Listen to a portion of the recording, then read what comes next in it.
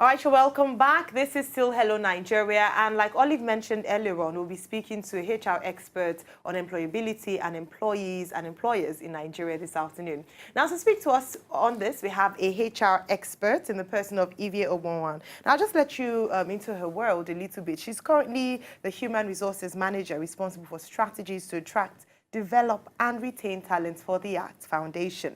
Now, prior to her current role, she was an experienced analyst with Outside in HR, a management consulting firm which focuses on human resource business partnering, global talent development and organizational effectiveness.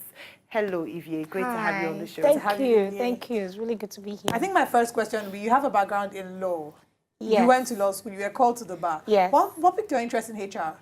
I stumbled in HR. I knew that I didn't want to be a lawyer, but typical Nigerian parents, read a professional course, you had to do that. So I did, but I wasn't really interested. And in my journey of, let me try and figure out what I really like to do, I stumbled in HR, fell in love with it, and here I am. Brilliant. Well done.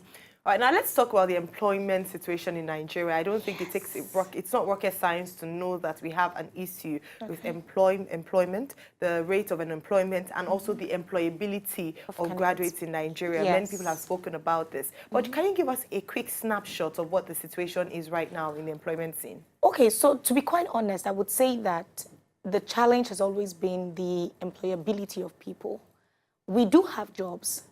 Every day I get a call from someone saying I want to hire.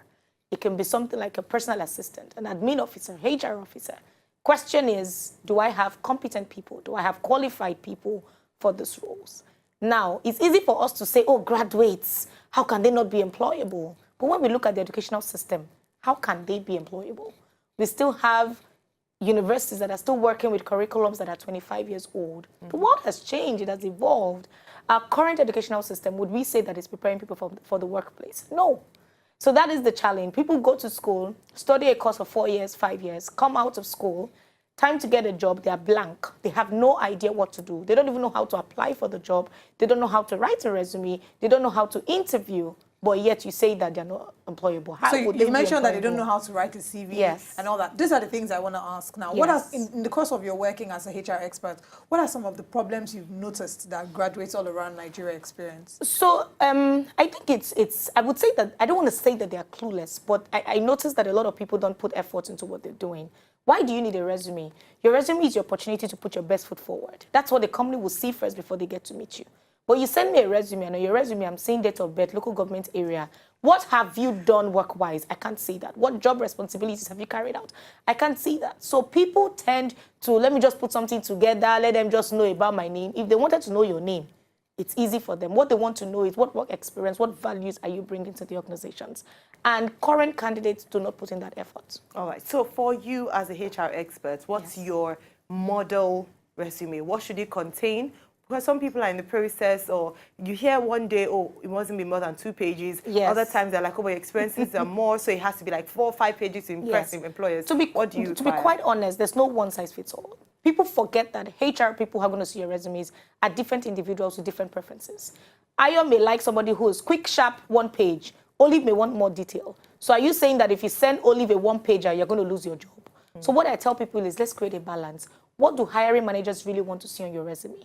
They want you to introduce yourself. This is who I am. My name is this. I'm located in this area. Why do you need a location? If you're in Abuja and you're applying for a job in Lagos, the HR manager is in an Abuja address. They're thinking, this one is not based here. Let me just look for somebody who is based here. But if you put an address in Lagos State, even if you live in Abuja, they know, okay, this one is even open to relocation. So introduce yourself. Where do you live? And then give a professional summary. What am I? I'm a strongly resourceful customer service personnel looking to build a career in customer relationship management. The HR manager knows this is the path that this person wants to take. And then you go to what are your skills, what are your specialties. I'm good with account management, I'm good with vendor management. Put that nicely. And then industry footprint. I have worked in these sectors, oil and gas, FMCG, manufacturing. It helps the person looking at your resume to know, oh, you are quite vast. This person will bring in more experience. And then education. What did you study? What have you done? Do you have a master's? Do you have an SSC certification? Do you have a BSc? Put that there. And then professional experience, where you're working now, down to where you worked before. And then end it with voluntary experience if necessary, trainings you've attended, trainings you have anchored as well, and then referees. It's really that simple when I say it. But you look at people's resumes and you cannot see this information. Now, beyond resumes, now the person has scaled through and has been Yes. invited for an interview. Lots of people have cold feet when it comes to answering questions. What should a new graduate or someone who's probably worked before, and there's some people who leave school and they're lucky, they get a job. Yeah. They've never gone through the hurdle of sitting down through interviews. So what should someone searching, a job applicant, expect in an interview, and how should they portray themselves? So I always tell people for interviews, there are 3 R's: research, rehearse, and relax. Research is know everything about the company, know everything about the current role, know everything about the people doing that work in that company. You're coming in as an accountant. Go and find out who the CFO is. What is he about? Where did he work before? What's his pedigree? That is most likely the guy that's going to sit on the panel. Know everything about the company. Understand finance in that sector. Finance in FMCG is different from finance in telecom. Once you are armed, you are more confident because you know whatever they throw at me, I can answer. Secondly, rehearse. Don't go for an interview without preparing first. Let people ask you questions. That way you're used to the format. Interview formats are typically the same everywhere. But when you have done it over and over again, you already know what to expect. You're better prepared. And then lastly, relax. There are lots and lots of candidates who are so intelligent, but because of nerves, they just lose out. Why are you scared? The person you're interviewing with is also a candidate in another company who will go for an interview and also flop. Yeah. So why are you going as though this is the person that is going to determine he's not going to determine anything. It's an opportunity for you to introduce yourself. When you go for a party and someone says, oh, what's your name? Are you nervous? You're not. It's the same thing at an interview. It's easier said than done. So probably they're going to have to learn, like maybe rehearsing would also help them build their confidence. And then get a professional. And then when you know your stuff, like you mentioned, when you research, it's easier like for you're coming in and you're thinking, you're very confident. Exactly. When you go into a place and you don't know what to say, you're a bit more nervous. You're exactly. thinking, let them not ask me this. Oh, Lord. Let them not exactly. So but if you're sure you know your onions, you wouldn't be worried at all. It's a bit better. So let's talk about money. Yes. Lots of people don't know how to negotiate a favorable deal. Okay. Now, sometimes we find that people take deals with the promise from the HR perspective or the HR person saying that, okay, would review, and there's no review. How best can people negotiate when it comes to money? We find that some other people, because of fear of not being accepted, they end up settling for less than they naturally would have accepted. Okay, so first thing I would say is a lot of candidates don't know that there's a lot that goes on behind the scenes in organizations. Most organizations have a budget to work with. And that budget may not be dependent on what industry is paying. It's based on what our pocket is. We may all be in telecom, but what these people are paying me, I can't afford it. So I have a budget. When you go for an interview, you should already know this is what I'm earning at the moment where I am. If I need an increase and that will make me more comfortable, it's a 70% increase, it's a 100% increase. There's no interview you go for that they wouldn't ask you what you want to earn. When they ask you that question, be confident enough to say, I'm currently earning this, and I would like a 50 to 70% increase. But ensure that if you are saying a 50%, it is such that if they even still negotiate further below 50, you are still comfortable. What people do is, I'm desperate. I just need a job. Let me just go.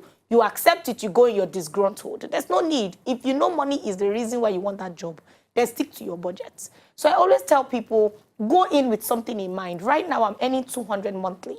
For me to live more comfortable, the distance from this place to my office, to my house is a bit far. I need something like 50%, then ask for 70 so you can negotiate downwards. The truth is, every organization, when they meet a good candidate, will review their budgets. I have seen clients who will tell me, if I want to pay 300K, I know what I'm doing. I tell them, no problem. I get them a candidate that's for 450. And I bring a candidate that will take 200. When they see the difference, they increase their budgets. But that is for a candidate who knows their onion, so they're not scared to ask for what they deserve. Exactly. I think, like you mentioned, something that is very important is knowing your onions, knowing what you're worth. I believe, and I don't really blame Nigerians. The labor market is such that you actually doubt, or you feel that if you're not ready to take it, there is 1,000 more people who want to do it. Which is the truth. There are 1,000 more people. But I always ask people, are you looking for a job, or do you want to build a career? When you're clear on what you want to do, money will be the least of your problem. Because the truth is, no organization will fire a competent employee. And if you're building a career, you will be competent. So I tell people sometimes it's okay to take a pay cut. When you go in and prove yourself, when you tell them you want to leave. I have candidates who apply for jobs for bargaining power. They go to their CEO and say, somebody has offered me a new job. I want to leave. The company will say, please don't leave. Oh, they would increase. They knew they were never going to leave, but they needed something. But they've proven themselves on the job. That's why the company will beg them. Good. So please know your onions. Focus on building a career, not just getting a job. Anybody can get a job. Ivie, we are definitely going to have you again.